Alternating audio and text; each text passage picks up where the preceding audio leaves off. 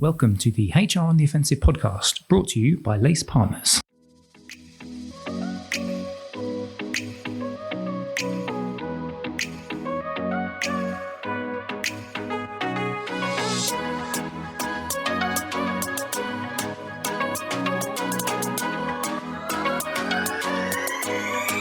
Good morning, good afternoon, and good evening, and welcome to the latest HR on the Offensive podcast. It's me, Chris Howard from Lace Partners, as always, joining you for our weekly edition of the fabulous HR, all things HR podcast that we call the HR on the Offensive podcast. It's a duet today. Today is going to be a duet. It's going to be two lacers, myself and the wonderful Debbie Mitchell, who is a seasoned pro on the HR on the Offensive podcast at the moment. How you doing, Debbie? You all right? I'm doing very well. You make that sound like it's a good thing. It is a good thing. We love having you on. Now, Debbie, we are going to get to the fundamentally different question in a minute. But just to frame, I guess, today's podcast for our listeners, of course, there's a general election going along, and it's taking place in a matter of weeks at the time of recording. And what's interesting is that when we normally do these podcasts, we normally record a few weeks in advance, and then we have a backlog of podcasts that we release each week. But because this is such a topical discussion I wanted to have, and because you are the key contributor and author to this podcast, I thought, and we spoke about this even last week, said, do you know what, let's jump on the pod on the Tuesday. We'll release it on the Thursday because it's a topical general election special. So that is what we are doing today. Are you excited? I feel like Fiona Bruce, or it's not the HR on the Offensive, it's HR on the Panorama today. I love it. Not the Antics Roadshow.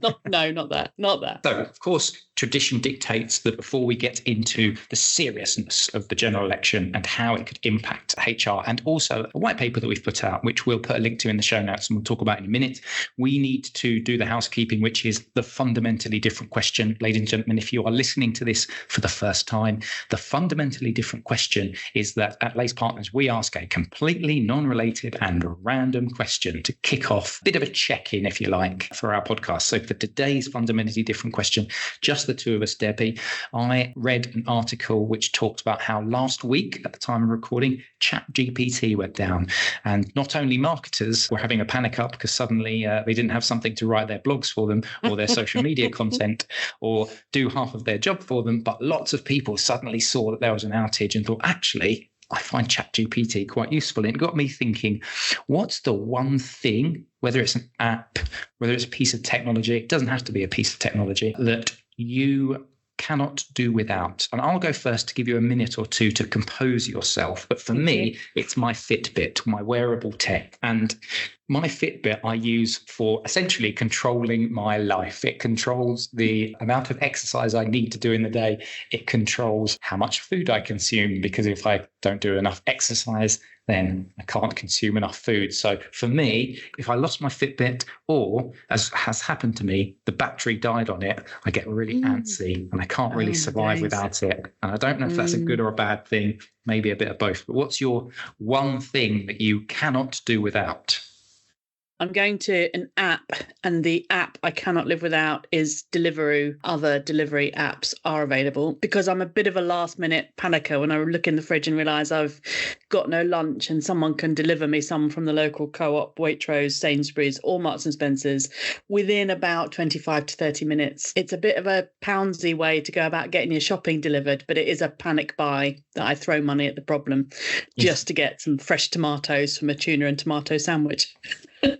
Yeah, well, that's fair enough. I think that is fair enough. Throwing money at a problem like that is certainly I'm so busy at work. That's what I would say. Obviously, I'm so busy at work. I don't have time. If anyone else from Lace Partners is listening to this, we are so busy at work. We're so dedicated. Speaking of work, you've done a bit of work as part of our series of white papers that we've produced, which not everybody will get access to except this version. So what I want to do before we talk about the white paper itself, in fact, I'll mention the white paper. It's called The Successful CPO Election Special. We wrote a piece, and you did a large part of that. You wrote the majority of a white paper that we produced for a network that we call the CPO network. Now, it's an invitation-only network, so you won't see it on the Lace Partners website. But given that we are releasing this particular iteration of thought leadership out to the wider market. And we're doing that because it's so topical, because the election that's impending, and many HR people thinking, well, how is that going to impact us, our teams, our company, employment or things like that? Can you just talk just for a minute or two about the CPO network? So if somebody downloads this and sees the CPO network sign, they might say, oh, what's that? So maybe we talk about that just for a minute. If you are interested, reach out to us. Of course, as I said, it is a invitation only event. It's a very small closed group, but we're always looking for people that potentially might fit that bill for available spaces as and when they do become available. But maybe if we talk just for a minute about the CPO network, and then let's start talking about the detail behind some of the successful CPO election special that we put together. Yeah, so thank you. The CPO network is a new concept we introduced at the beginning of this year.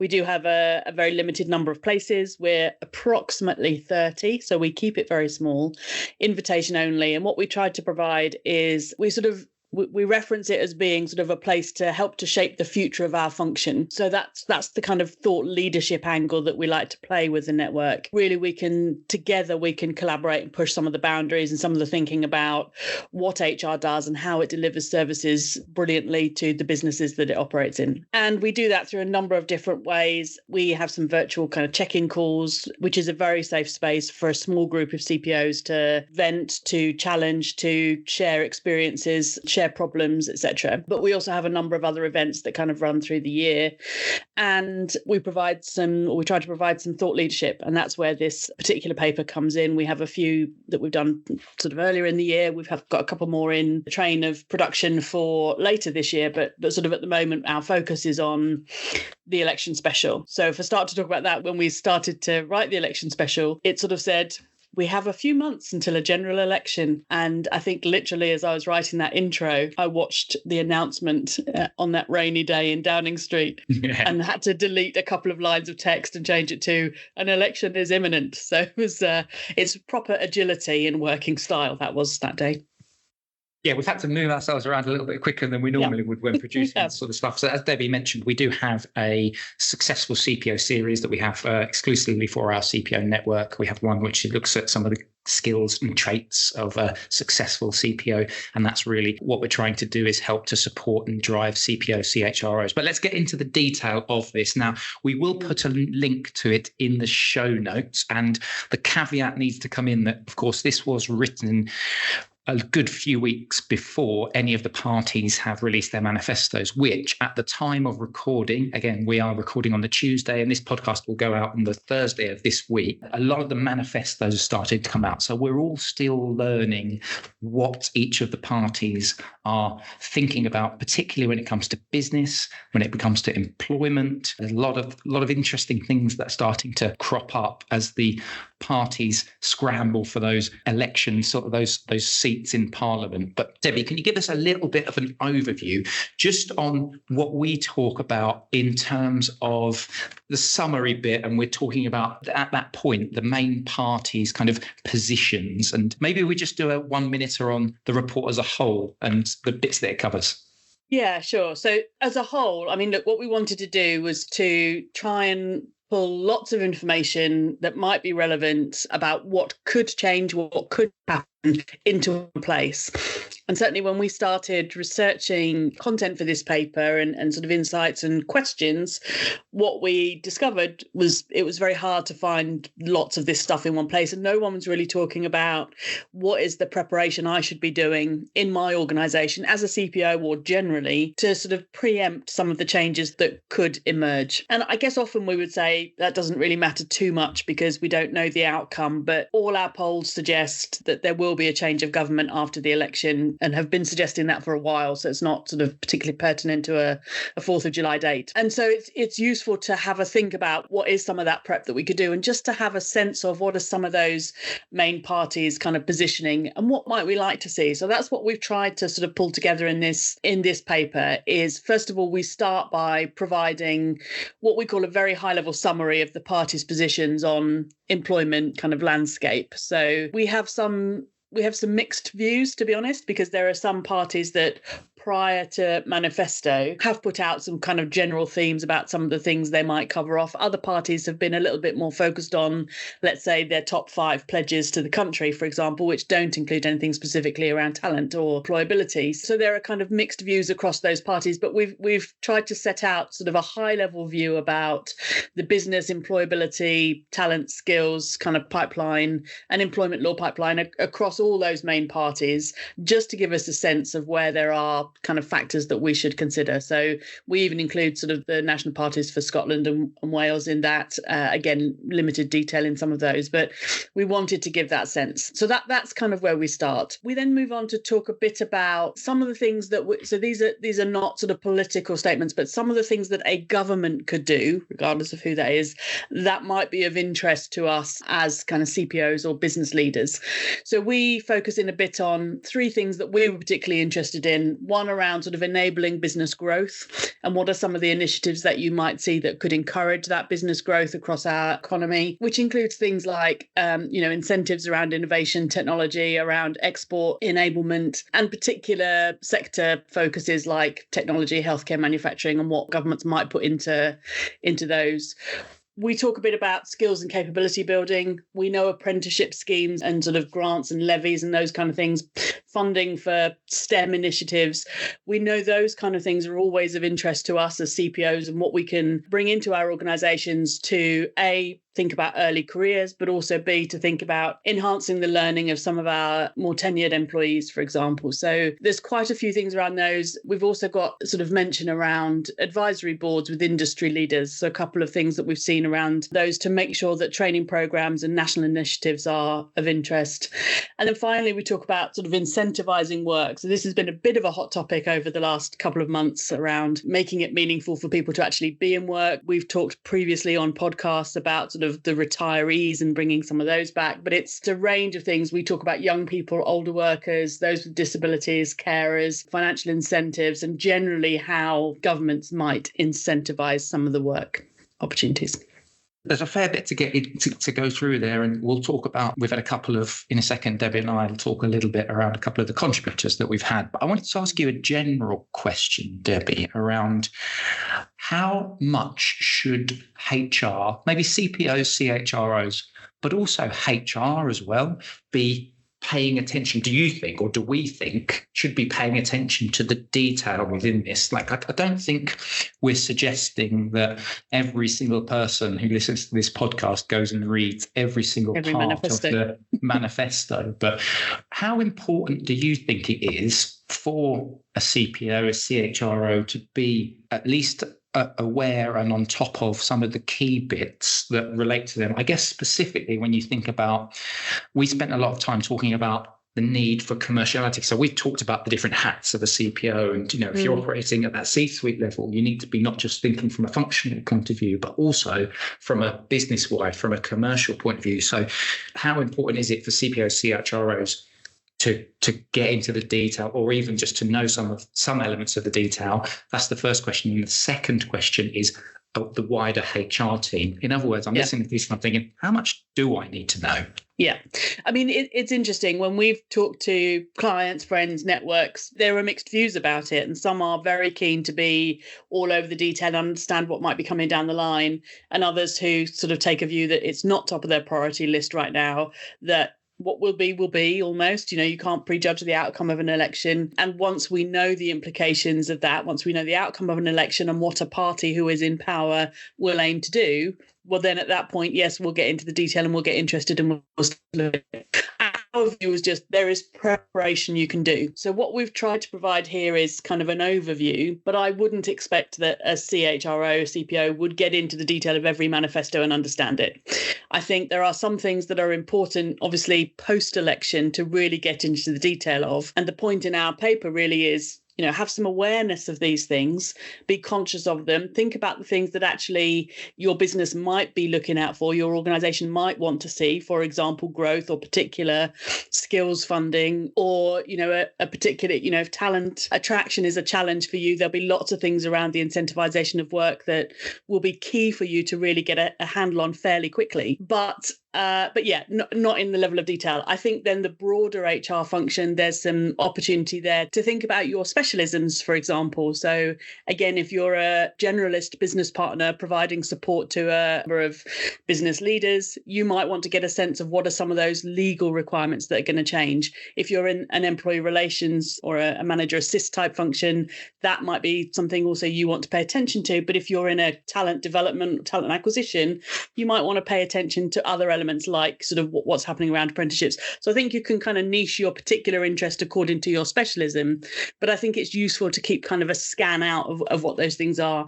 And again, we see polls consistently telling us at the moment that we are likely to have a Labour government post-election, which means you can hone in your research on a specific party potentially. Yeah, certainly. Of course, we would not, of course, be leaning in any direction or want to lean anyone in any direction. But yes, we are obviously stating. And in a piece that we have released, and when we released this paper itself on the webpage, we've got a link to a YouGov tracker, which will tell you almost not every day, but every few days where the polls are tracking. So if you want to have a look and see what YouGov is saying, there's a link there that people can access as well. You talked about those specialism areas, Debbie. So let's zone in on a couple of those. And that's related to our friends who have supported us. So Gethin Naden, who is the Chief Innovation Officer at Benefex, because we would have got Gethin on, but because you and I just were having a conversation about this on Thursday, Friday, we didn't really have the time to get it on. So if he's listening to this, Gethin, apologies, we couldn't get you on. But he talked about some interesting bits in there. He talked about living wages, corpo welfare, which I thought was interesting, NHS in crisis, and a sick note culture as well. So perhaps you could just summarise for a minute or two any interesting bits that you thought Gethin was talking about there, so that we can whet the appetite of anybody listening in. Gethin's always a really great source of intel on all sorts of things, and has some really interesting but also strong perspectives around, particularly around sort of well-being at work, and has been in number 10 and is part of sort of lots of government conversations, and so that kind of brings with it a real sort of weight of opinion. But I think what's particularly interesting to me is his views around sort of a potential Labour government increasing living wages. And I think that's the one thing that we will have to respond to that. So that and legal changes we have to respond to, right? So, and I think, again, that's it's something that we should think about in terms of affordability, for perhaps some smaller businesses, but also what does that mean in terms of the rest of the package that we're offering and the rest of the value proposition we can put out there for our employees. So I think that will be an interesting one. He talks about the eradication of 0 hours contracts. So there's a whole load of stuff around some of those things that we perceive kind of adding stress or anxiety to people's broader lives. 0 hours contracts, no stability, no clarity, the living wage increasing to address some of the challenge around cost of living. So I think there's a number of things in terms of pay and benefits there that he sees as sort of potential that I think we should really pay attention to. We will not go into the detail of it. There's a double-page spread that Gethin's very kindly provided for us in the actual report itself. But one of the other areas that, of course, is going to be something that HR teams, as well as legal teams too, to be fair, when you're talking about large organisations, are going to be really focusing in on is that employment law landscape. It's often a very politically charged area for many parties. You've just mentioned about things like 0 hour contracts and things like that. The New Deal that the Labour Party has talked about, for example. So perhaps we can just touch on, again, another very kind supporter, Paul Chamberlain, who is his partner and head of employment at JMW Solicitors. And again, same caveats apply. We turn this around very, very quickly because everything's a movable beast. But Paul's provided us again with a couple of perspectives on some of the areas of employment law that might change. So can you just give a little bit of a little tidbit for our listeners on some of the bits that Paul talks about in his section? Yeah, I mean, one of the things that will impact significantly, I think, in terms of HR process is around day one protection against unfair dismissal. So obviously at the moment there's a time lapse, and if we see any of that kind of day one protection kicking in, that does have quite an impact on how we manage employees in the first year or two of their employment with us. So I think that's a significant issue that we'd have to think about. What that is essentially, I mean, typically what we might see there is that, somebody experiencing a probation could be dismissed at the end of that probation period without any substantial reason, and that's legally okay at the moment. give or take a few things. But if that were to change, then we would see that protection upped, and that's going to have quite a big impact. And then we see other things that he mentions in here around sort of the banning of fire and rehire practices and zero-hour contracts, which we alluded to in the Gethin point, but also talking about this right to switch off, which again, I know we've done other podcasts on. So, you know, we're going to see that kind of formalized a bit more and put into the legislation. I think the other thing, when we talked with Paul prior to the paper, Chris, it was interesting that there's a perception that some of this stuff could take a long time to kind of embed into the law. And his view was, don't fall for that, because whilst there are some legal processes to go through for much of it, and it could take some time, there are some things that they will want to do fairly quickly in their first 100 days. And I think that's something we have to watch out for, is if we see a Labour government from the 5th of July, what is on their very short-term quick hit list, and how does that impact us? What do we need to change? And that's partly why some of the preparation is useful to consider. Yeah, and you've got a section in there. You talk about the challenges and opportunities for HR, and then what you need to do to prepare. So just perhaps to wrap up this relatively short podcast as we talk about the election and this election special paper, perhaps you can touch on some of the challenges we talk about, one or two of the challenges. And then if I'm a HR person listening into this podcast, what do I need to do next? How do I prepare? Yeah, sure. I mean, I think the challenges will depend very much on what actually is instigated in the short term, and then perhaps more in the medium term. But again, instead of looking at sort of some of those changes as being hard and fast rules, where can we be flexible and adaptable with those? So, and also thinking about where they can really enhance the employee experience, rather than feeling like we have new rules foisted upon us that we've got to comply with and it's difficult. But actually, if we think about some things like right to switch off, is that something that actually could enhance the employee experience rather than just put a new set of rules and guidance around how we run our business? So it's worth exploring some of those. In terms of the preparation, I mean, look, we fully take the point. Is it further out than we need to worry about? It's actually not as far out now as we thought it was initially. Yeah. But so a nice surprise for everybody. But I think there's a few things that people can do. And we talk particularly around communication. So thinking about how you communicate, for example, with your employee representatives and what their role might be. That you've got union representatives, for example. How are you engaging with your employee relations teams, and thinking about what are the policies and processes that look like they might need to change with a new government coming in, if a new government comes in July. And therefore, that means kind of, you know, what are your processes? What's likely to change? How are we going to make those changes? What impact might they have, importantly? But also there's some opportunity to think sort of further up more strategically in the organisation about what does it mean in the broader business context. So are you having that conversation with your board, for example, with your senior leadership teams about what the changes to the business landscape might be given a potential change of government, and what might that mean for us as a business, as an organisation, and then cascading that down into what that might mean for our people.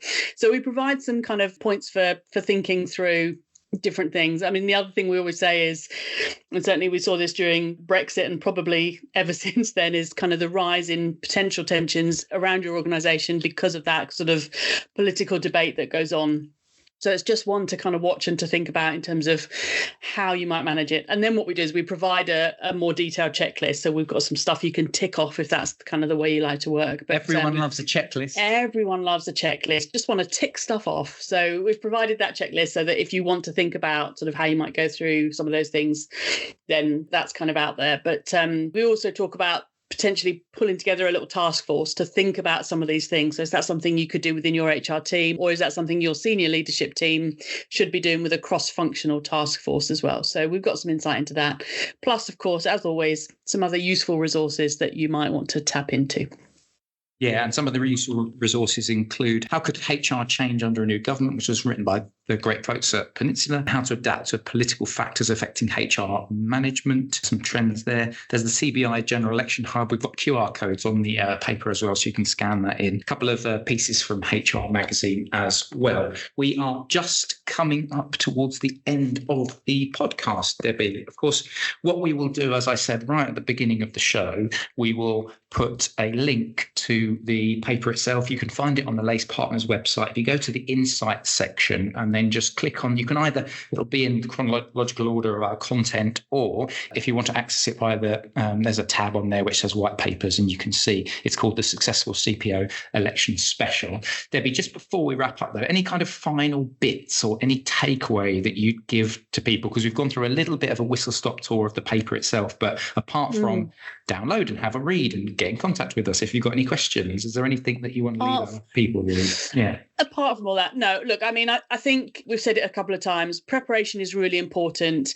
The degree of preparation will depend on where it sits in your priority list. We understand there are lots of other things going on out there, but having a good sense of what could be coming down the line, and particularly what might be some of those things that a new government might implement quickly, will be really important, because you'll need to be able to respond to those, be agile and flexible, and embrace it, right? So some things are going to happen. How do we make that sort of a positive addition to our employee experience and our employee value proposition?